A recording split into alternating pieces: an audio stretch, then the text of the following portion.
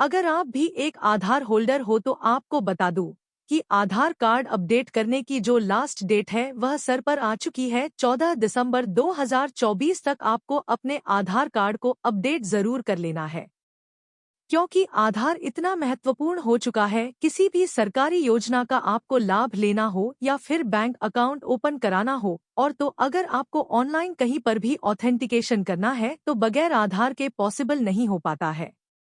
तो इस वीडियो के अंदर आपको यही दिखाने वाली हूँ कि किस तरीके से समय रहते आप अपने आधार कार्ड से अपने जो डॉक्यूमेंट है वो अपडेट कर सकते हो, वो भी फ्री में। पूरा प्रोसेस आपको दिखाने वाली हूँ।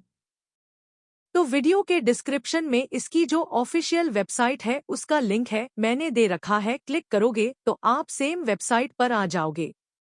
यहाँ पर हमें अपने आधार कार्ड से डॉक्यूमेंट अपडेट करने के लिए सबसे पहले तो आप सभी को मेनू के सेक्शन में आना है। यहाँ पर आप सभी को अपडेट योर आधार के सेक्शन में पहला ही ऑप्शन मिल जाता है डॉक्यूमेंट अपडेट का। तो हम इसी ऑप्शन का सिलेक्शन करेंगे।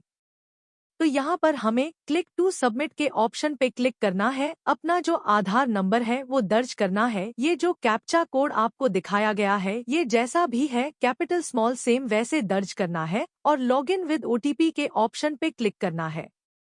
तो हमारे फोन पर एक वेरिफिकेशन के लिए ओटीपी सेंड किया गया है जो कि हम यहाँ पर दर्ज करेंगे और लॉग इन की टैब पे क्लिक करेंगे। तो इस तरीके से आप देखोगे कि हम डैशबोर्ड पर लॉग इन हो चुके हैं।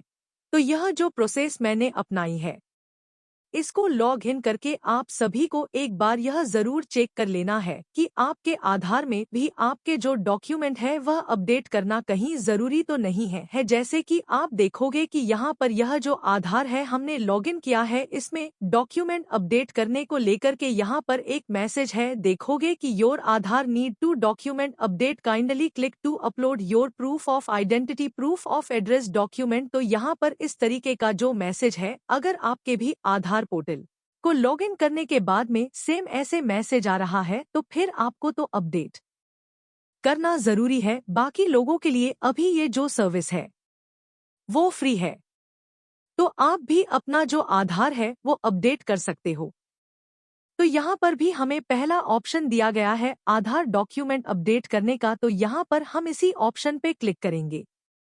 तो यहाँ पर आप देखोगे कि proof of identity, proof of address में से दोनों डॉक्यूमेंट या फिर कोई भी डॉक्यूमेंट आपके पास मौजूद है आप अपलोड कर सकते हो। नेक्स्ट की टैब पे क्लिक करेंगे, प्रोसेस फ्लो दिखाया जाएगा। यहाँ पर भी हमें नेक्स्ट की टैब पे क्लिक करना है। अब यहाँ पर आप देखोगे कि आपके आधार कार्ड पर जो भी आपकी करंट में इंफॉर्मेशन है यहाँ पर वो सारी इंफॉर्मेशन आ जाती है। आप सभी को यहाँ पर सहमति देना है। नेक्स्ट की टैब पे क्लिक करेंगे और यहाँ पर अब आप देखोगे कि डॉक्यूमेंट अपलोड करने का जो पेज है वो आ चुका है, जहाँ पर हम जेपीजे, पीएनजी, पीडीएफ फॉर्मेट पे अपने जो डॉक्यूमेंट हैं वो अपलोड कर सकते हैं। यहाँ पर एक डॉक्यूमेंट का जो साइज है 2 MB से मैक्सिमम नहीं होना चाहिए। अब यहाँ पर पेज में नीचे की तरफ आओगे तो यहाँ पर डॉक्यूमेंट की एक लिस्ट दिखाई गई जिसमें कि कई सारे ऐसे डॉक्यूमेंट हैं जो कि आपके पास में इजली मिल जाएंगे, जैसे कि driving licence, PAN card, passport, इसी के साथ में वोटर आईडी कार्ड या फिर ST SC OBC सर्टिफिकेट। अगर आपके पास में कोई भी स्टेट गवर्नमेंट की तरफ से या सेंट्रल गवर्नमेंट की तरफ से आपको कोई आइडेंटिटी कार्ड जारी किया गया है तो वो आप दे सकते हो। राशन कार्ड भी यहाँ पर दिया जा सकता है। तो जो भी आपके पास में डॉक्यूमेंट मौजूद है इस लिस्ट में से देख करके उसका ऑप्शन आपको सेलेक्ट करना है। तो यहाँ पर डिजिटल पैन भी मान्य होता है। अगर आपके पास में फिजिकल कॉपी नहीं है तो नेट से भी डाउनलोड करके आप अपलोड कर सकते हो। लेकिन अपलोड करते वक्त एक चीज आपको ध्यान रखना है कि किसी भी फाइल में पासवर्ड नहीं लगा होना चाहिए, नहीं तो ये जो डिपार्टमेंट है एक्सेस नहीं कर पाएगा। इसी के साथ में सेकंड ऑप्शन यहाँ पर दिया गया है प्रूफ ऑफ एड्रेस का। ये भी डॉक्यूमेंट आपको यहाँ पर सिलेक्शन करना होगा।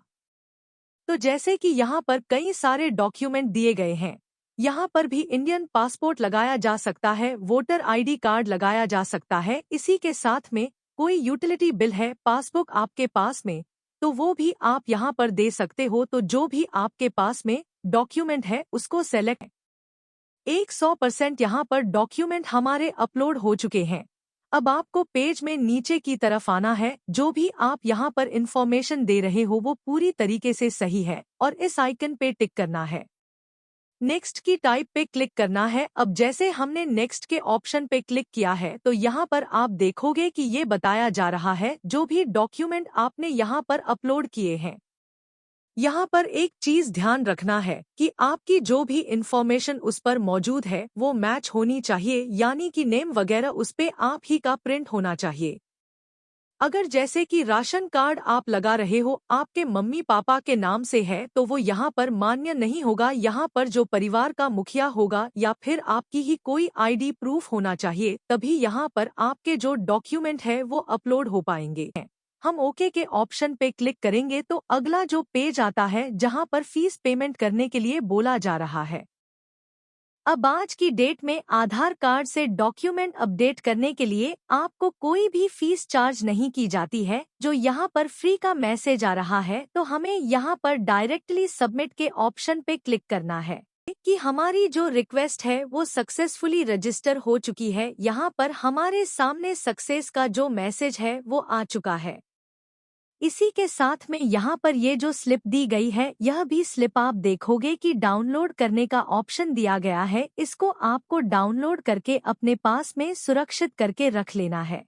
5 से 7 दिनों का समय लगेगा। उसके बाद में आपकी जो इन्फॉर्मेशन है यहाँ पर अपडेट हो जाएगी। और अगर आपको दोबारा से अपनी रिक्वेस्ट का जो स्टेटस है वो चेक करना है तो गो टू डैशबोर्ड के ऑप्शन पे क्लिक करना है और यहाँ पर आप डैशबोर्ड पर आ जाते हो। पेज में नीचे की तरफ आओगे तो यहाँ पर जितनी भी रिक्वेस्ट है आप यहाँ पर से इस पोर्टल के जरिए दर्ज करोगे। उनका जो करंट स्टेटस है वो आपको जानने को मिल जाएगा।